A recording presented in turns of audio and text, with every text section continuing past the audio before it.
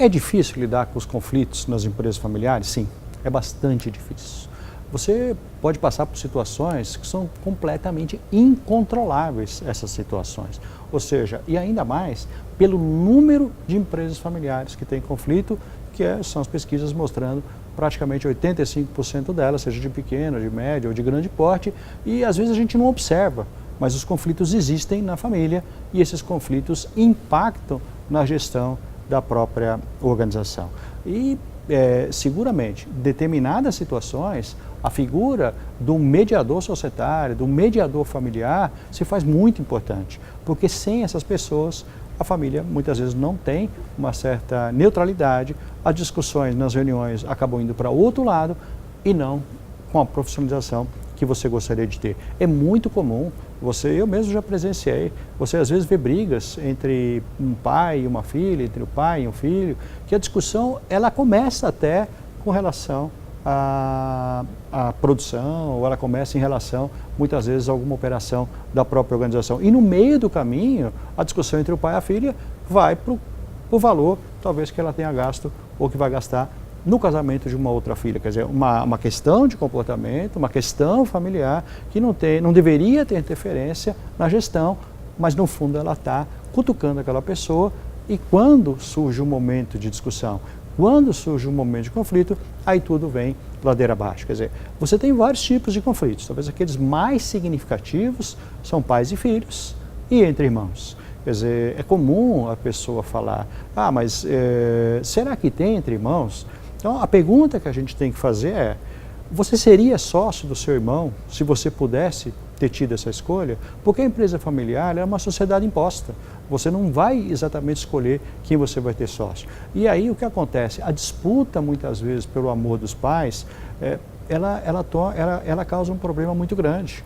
E que, às vezes, você não tem condição exatamente de controlar e que lá no futuro ela vai impactar bem. Quer dizer, você tem filhos, por exemplo, que acham que os pais ou as mães gostam mais de um filho do que do outro. Isso não é verdade. Quer dizer, os pais, as mães amam os filhos da mesma forma. O problema é que não é a verdade que importa muitas vezes para a pessoa, é a percepção que ela tem em relação a esse fato. E ela passa 5 anos, 10 anos, 15 anos convivendo com isso dentro da cabeça dela. E ela não lida bem com essa situação. E na fase da sucessão, vem desaguar. Então eu brinco sempre, quer dizer, o videogame que você não ganhou com 15 anos, vai aparecer esse tipo de problema quando você tem 35 anos. Então, conflitos entre irmãos são muito mais comuns do que a gente imagina, nem todas as empresas, é bem verdade, mas existem. E você tem conflitos entre pais e filhos também.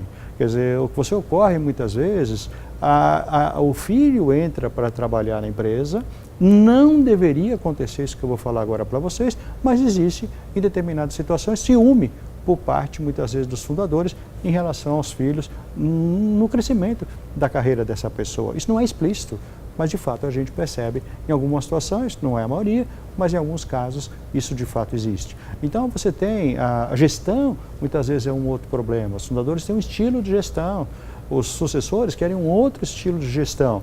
E, no fundo, a empresa familiar para a segunda geração, ela tem que ser desenvolvida, ela tem que crescer com base já na cara e no pensamento das pessoas que vão liderar esse tipo de organização. E essa é uma fase bastante difícil e que gera conflitos. Então, você tem conflitos, muitas vezes, entre pai e filhos, e você tem conflitos, muitas vezes, entre irmãos. Agora, veja, quando a gente olha as pesquisas e elas mostram para a gente que só 33% das empresas familiares conseguem ter sucesso no processo de sucessão das organizações, e a gente olha que tipo de família está por detrás dessas empresas que têm sucesso, é o que a gente chama de família integrada, quer dizer, e que tem algumas características.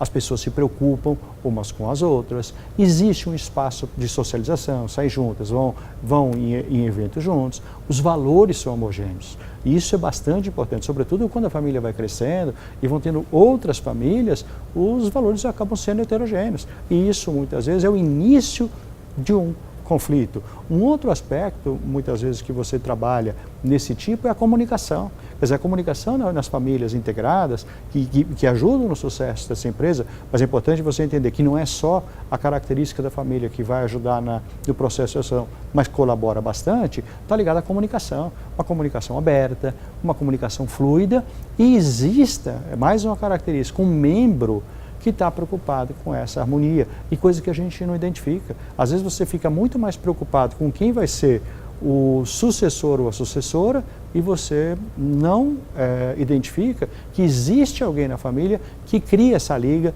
e que ajuda todo mundo na família nas horas mais difíceis. Mas quando essa pessoa vem a faltar, é aí que você acaba percebendo a necessidade e o impacto que essa ausência muitas vezes vai causar. Agora, os conflitos, é difícil você ter uma visão que você vai trabalhar para eliminá-los. Não vai, porque eles vão aparecer constantemente. Mas a gente tem que trabalhar com esses conflitos para a redução desses conflitos. Então, algumas ferramentas a gente deve trabalhar. A comunicação tem que ser muito transparente. A comunicação, ela tem que ser muito fluida. Um outro aspecto é que, às vezes, você precisa de um apoio externo. Quer dizer, seja um empresário, amigo da família, seja alguém da família, seja muitas vezes um mediador profissional, mas a ajuda externa, ela vai funcionar, sobretudo porque ela neutraliza determinados tipos de situação. Uma outra ferramenta bastante utilizada é o acordo familiar, que está dentro de um guarda-chuva de governança corporativa. Então, quer dizer, você tem um conselho societário, você tem os acordos familiares, os acordos societários, e que compõem o sistema de governança. Isso também ajuda bastante a reduzir o conflito. E no fundo, eu acho que um aspecto bastante relevante é você compreender de fato o que causa o conflito e não necessariamente o resultado dele. Porque as pessoas ficam sempre preocupadas, causou isso, a consequência é essa. A gente tem que olhar a consequência de fato, mas a gente precisa pensar sempre no motivo que causou determinado conflito. Então, quando a gente trabalha com essas ferramentas, a gente tem uma possibilidade de melhorar os conflitos nas empresas familiares e seguramente ajudar no processo sucessório, que é uma das fases mais desafiadoras desse tipo de organização.